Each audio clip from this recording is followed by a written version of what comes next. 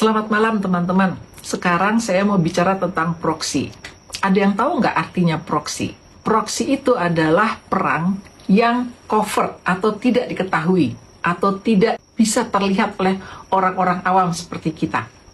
Biasanya perang proksi itu melibatkan dua kekuatan besar yang menggunakan pemain pengganti. Nah, contohnya ini seperti sekarang nih, perang Rusia dan Ukraina. Siapa pihak yang ngeproksi? Yang ngeproksi adalah Amerika. Kenapa? Karena Amerika nggak kelihatan. Padahal Amerika berdiri di belakangnya Ukraina. Menyediakan senjata, menyediakan dananya, dan menyediakan strategi-strategi atau nasihat-nasihat kepada Ukraina. Jadi sebetulnya perang proksi Rusia dan Ukraina itu adalah perang antara Rusia dan Amerika. Kalau kita bicara tentang Amerika, rasanya kita semua tahu ya bahwa Amerika itu adalah salah satu negara yang sukanya tuh ngurusin urusan negara orang lain gitu. Dan memang disinyalir Amerika ada di balik peperangan di beberapa negara, terutama negara-negara Islam dan penghasil minyak, yaitu di Timur Tengah. Salah satu yang saya ingat itu adalah perang di Libya. Jadi Muammar Gaddafi itu digulingkan oleh Amerika karena 3 alasan. Alasan yang pertama itu adalah karena Muammar Gaddafi secara terbuka itu mendukung Nelson Mandela. Nelson Mandela pada saat itu sedang berusaha memerdekakan Afrika dan menghapus politik apartheid. Politik apartheid itu adalah politik perbedaan diskriminasi warna kulit. Alasan yang kedua, Muammar Gaddafi juga secara terbuka, terang-terangan gitu mendukung Yasser Arafat. Pada saat itu Yasser Arafat adalah pemimpin Palestina dan sedang berusaha memerdekakan Palestina. Dan alasan yang ketiga adalah, dan ini menyangkut egonya Amerika, yaitu apa? Muammar Gaddafi itu menentang kebijakan OPEC yang disebut sebagai petrodolar. Oke, saya ceritain ya. Jadi petrodolar itu gimana? Petrodolar itu adalah begini, itu adalah peraturan yang dibikin oleh Amerika, yang diwajibkan oleh Amerika terhadap negara-negara penghasil minyak yang bergabung di organisasi yang namanya OPEC. Nah, peraturannya apa? Peraturannya gini, kalau lu pada dagang minyak, itu nanti bayar-bayaran harus pakai dolar Amerika ya, gitu. Nih, contoh. Cina mau beli minyak dari Indonesia, gitu ya. Nah, tetapi nanti transaksinya itu harus pakai dolar. Jadi Cinanya harus bayar ke Indonesia pakai dolar. Gitu. Kan lucu ya? Kan nggak masuk akal. Yang dagang Cina sama Indonesia. Tapi pakai duitnya harus duit Amerika. Nah ini yang sebenarnya membuat dolar Amerika tuh menjadi kuat. Kenapa? Karena uang Amerika dicari-cari. Sebab apa? Sebab dipakai untuk perdagangan negara-negara yang bahkan mata uangnya bukan dolar. Lucu ya? Licik-licik gimana gitu kan, ngeselin kan? Nah, lalu Gaddafi itu ngajak negara-negara penghasil minyak, terutama Timur Tengah, untuk menggunakan dinar. Karena logika mereka adalah gini lah, kan yang dagang kita-kita ya, dan duit kita-kita kan dinar ya.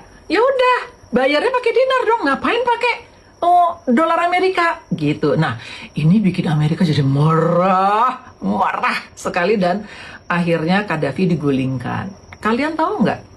Menggulingkannya gimana? Menggulingkannya itu adalah dengan cara proxy war lewat media.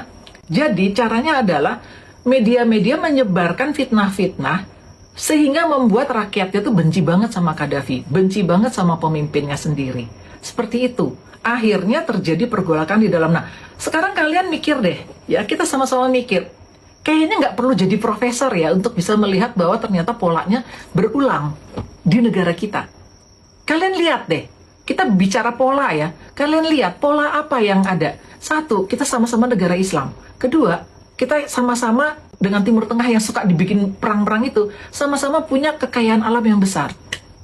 Lalu kemudian, kita sekarang nih, Indonesia, mengalami banyak sekali peperangan medsos yang kaitannya sama DFK itu tadi. Disinformasi, fitnah, dan kebencian.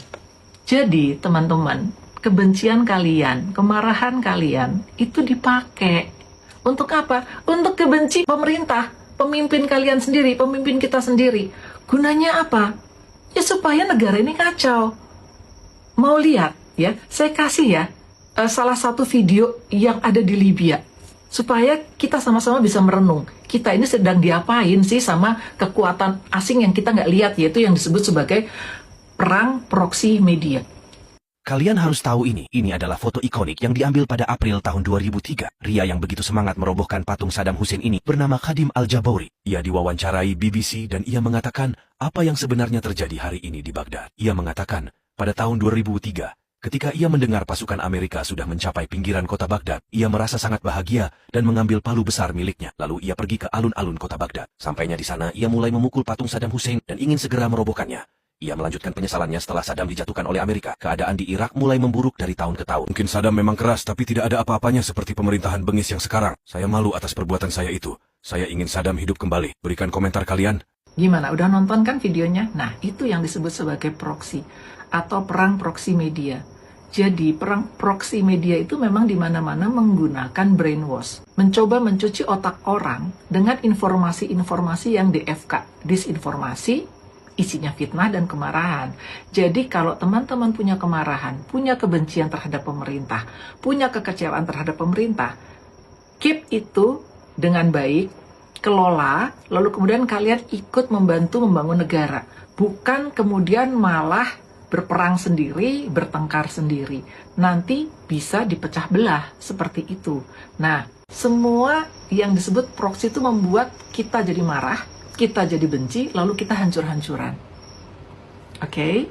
Kalau kita tidak mau itu, kalau kita sungguh-sungguh cinta pada negara ini, kalau kita sadar bahwa hanya di negara inilah kita bisa hidup, gitu, mari kita membantu menjaga kedamaiannya. Boleh marah, boleh tidak puas, boleh kecewa, tetapi jaga kedamaiannya.